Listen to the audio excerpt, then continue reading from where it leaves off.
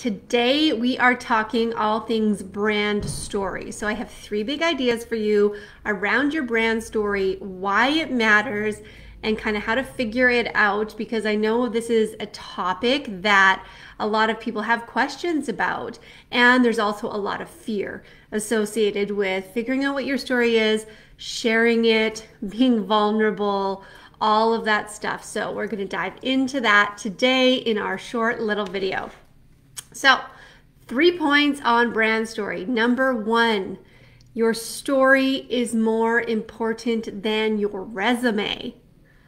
This one cuts me, because when I started my business, I started it based on 10 plus years of experience in communications, a lot of variety of types of experience, different clients I'd worked on, big multi-million-dollar brands, huge reputational issues, contentious projects, crisis communications, media pitching, all of that stuff. And yet that was not, like, it felt like that should be enough to stand up on, right? For me, it was about, I feel qualified to start this business, so I will start this business and see how I can bring these same skills to small business owners and be more in my own community. But it's not just about that. Yes, you do need to create some credibility markers for yourself in your marketing and your communications and as part of your story even. But some people have a story that looks a lot different than I have qualifications, I started a business. Some people's story is I had a problem, I figured out how to solve it, then I'm going to teach you how to solve it too, because I got great results, right? So it's not all like, and that is your credibility in that case, right? So we need to include credibility, but we can't just think all of this like fancy resume and all of the letters after our name and all the certifications and all of the qualifications are going to be on their own enough for people to want to work with us. Why? Because people want to buy from people, human beings who they know, like, and trust. You have probably heard that a million times because it's so true. And think about that. If we only buy from people who we know, like, and trust, and we care about that, that ends up outweighing, the qualifications criteria that we consider in our, if we're hiring a coach or someone to do a service for us, who's bringing their expertise to bear. So that's what I'm sort of talking about. How do we know, like, and trust somebody who doesn't share anything with us? I need to know you. I need to know things about you. I need to know how you got here. I need to know what your favorite color is sometimes. I need to know if you're obsessed with macaroni and cheese, like things like that. That's what creates a connection. So that takes me into my second point. When it comes to story, it's about creating connection. It's not about getting attention.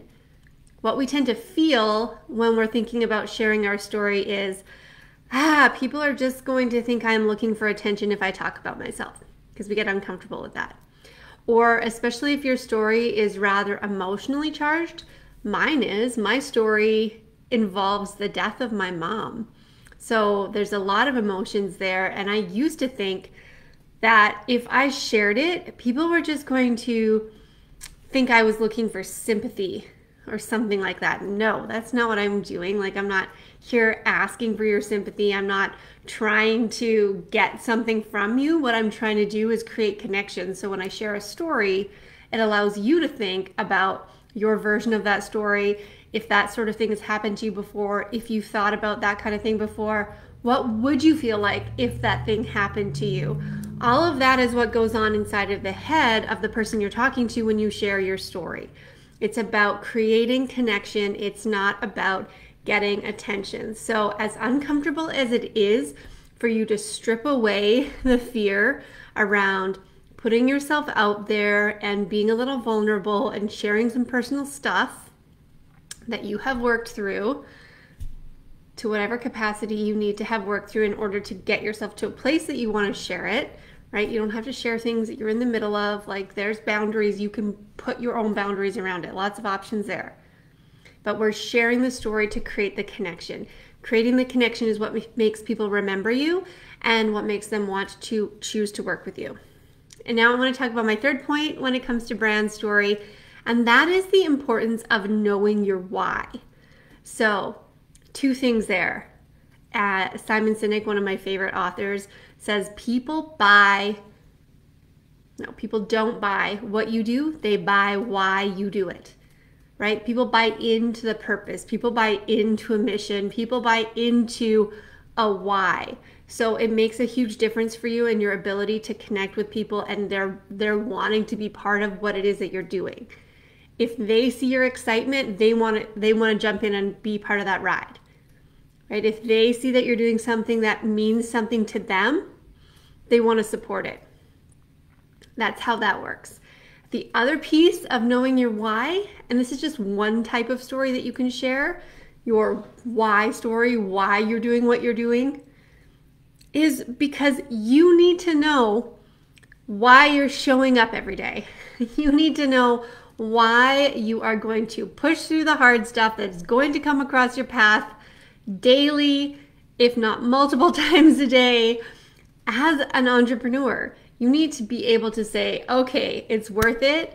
It's worth this challenge. It's worth this frustration. It's worth this rejection. It's worth this learning. It's worth it because I know why I'm doing it, right? I know that I'm here running my own business because I want to create a life of freedom and choice for my family. And I want to have the ability to, pick my kids up at school early and go camping on Friday. And I want to be able to walk them to school, and I want to be able to take them to baseball practice, which is apparently all the time now. And I want to be able to do that without having to get permission from a boss. That's important to me. And spending that time with my kids and having that quality family relationship, that's important to me. And I create that by doing work that I love and being successful at that.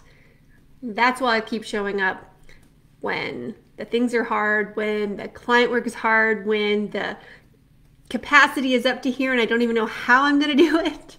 That's why I keep showing up. So what is your why? I want you to think about that. Think about that story, and I would like to challenge you to share it. So whether you shared it before or not, it's time to jump on a video, talk about why you're doing this thing, talk about what it means to you, and just practice, because like anything, it's a muscle that develops over time. The more you share it, the more comfortable you'll get with sharing it, and the better you'll get at sharing it. So that's my challenge to you today. And if you want to dive into this even more, I am hosting a Marketing Momentum Masterclass. Talking about your brand story is a big part of creating momentum with your marketing. And we're talking Marketing Momentum Masterclass, June 22nd, 12 p.m. Mountain Standard Time. There's a link here for you to register for your free seat for that masterclass. It is not a webinar. It's a live training, Q&A style, cameras on, getting into the nitty gritty of things so you can walk away with some tangibles on how to build that momentum for you in your business. So pop over to that link, register, and I will see you there. Hope you have a great week, and I'll see you next time.